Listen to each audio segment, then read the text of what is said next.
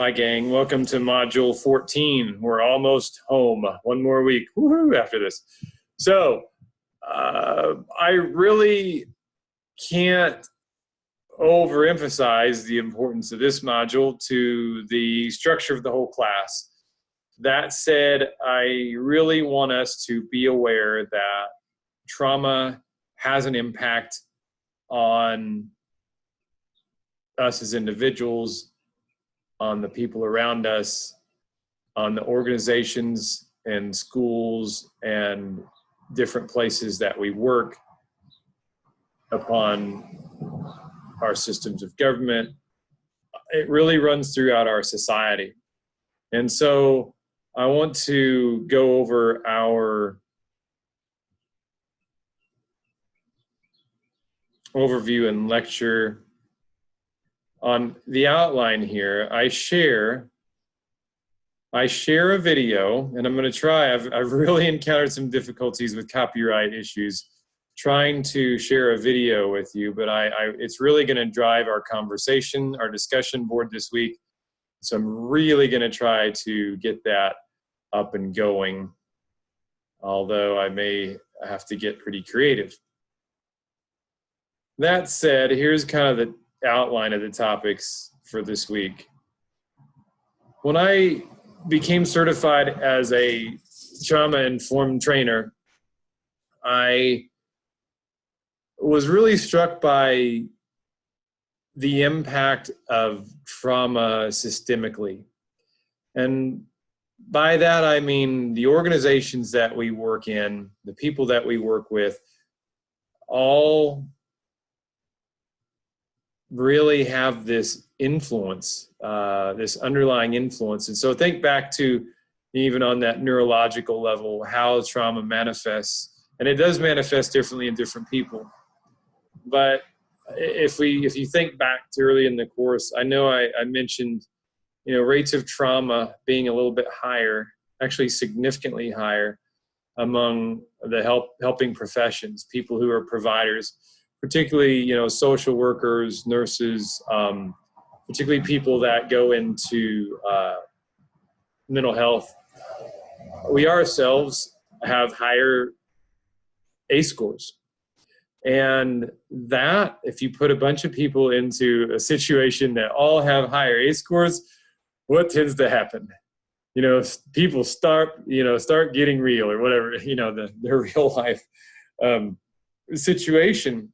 And so that really influences our interactions and influences our functioning. And it's important to recognize that in each other, to give each other more patience, to recognize it in ourselves, to give ourselves more patience and more time, instead of, possibly reacting hypervigilantly. Also, be aware that we in the helping professions are under a lot of stress. We are helping people that themselves have experienced significant trauma. And so when we hear their stories, it's not without impact. Next week, we will talk a lot about self-care. And when we listen to stories, these are stories that wake us up at 2 a.m. thinking about them. These are stories that cause intrusive thoughts for ourselves that we really struggle to cope with. So that's important to think about. We have higher levels of trauma than ourselves, but also we're hearing these traumatic stories from our clients. And then we're experiencing a vicarious trauma. And be thinking about, our underserved populations, the folks that a lot of times that we're caring for do not have a lot of resources, are under a lot of socioeconomic stress and pressure.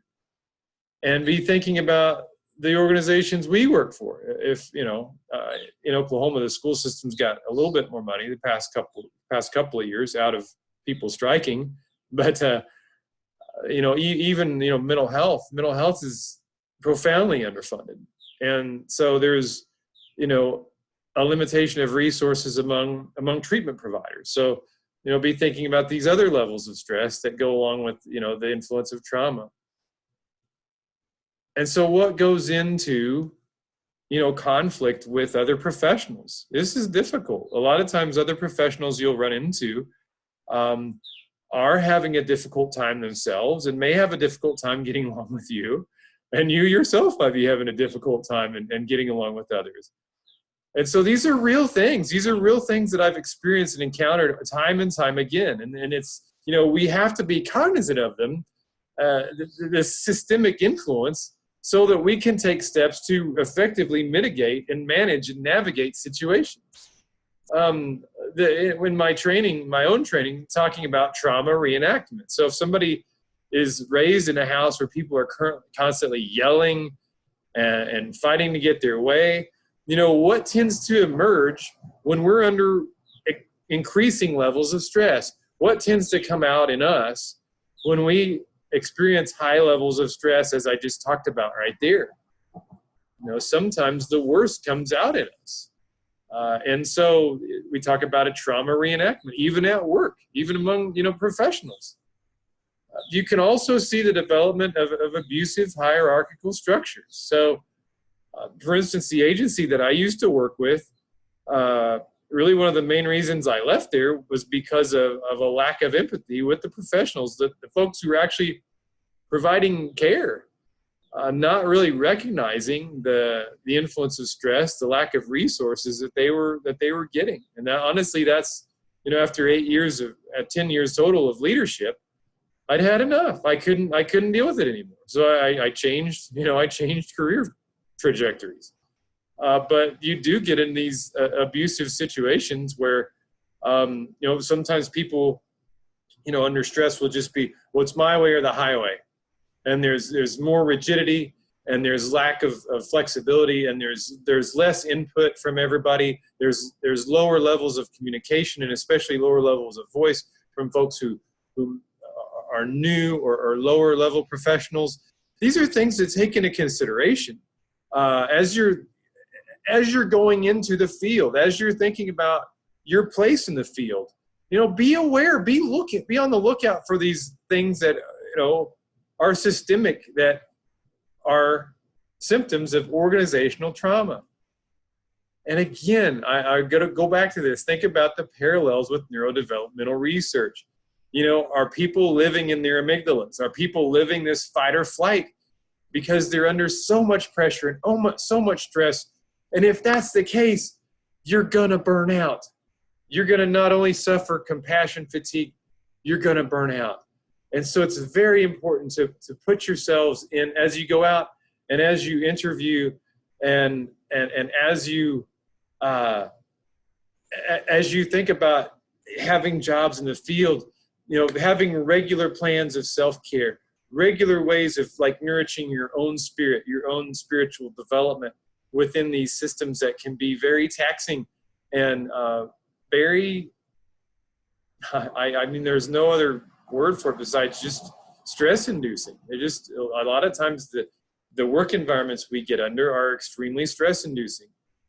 And so, as you interview for jobs, these are things to keep in mind, to think about the organizational structure, the pay, if you can talk to a couple of people that work at the agency, before you start to work there, what are levels of morale like? Because you want to go into situations where it's healthy. We're already struggling to help people who are not in good places. If we are going to help others, we have to be in a good situation ourselves. So with that in mind, I am going to shift gears on this lecture. What we're going to focus on the discussion board is really just a movie, and it's a movie about a horse of all things.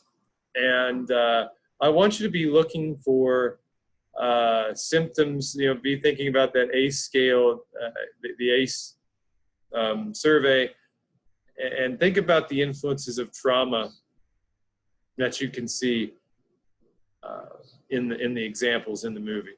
And those are going to be prompting your discussion board questions. I'm excited about this module. I hope you are too. It's coming down to the end, gang. So if you have any questions in the next week, please email me. Please get in touch with me. I'll do my best to help. Otherwise, I look forward to seeing you on the discussion board. Take care.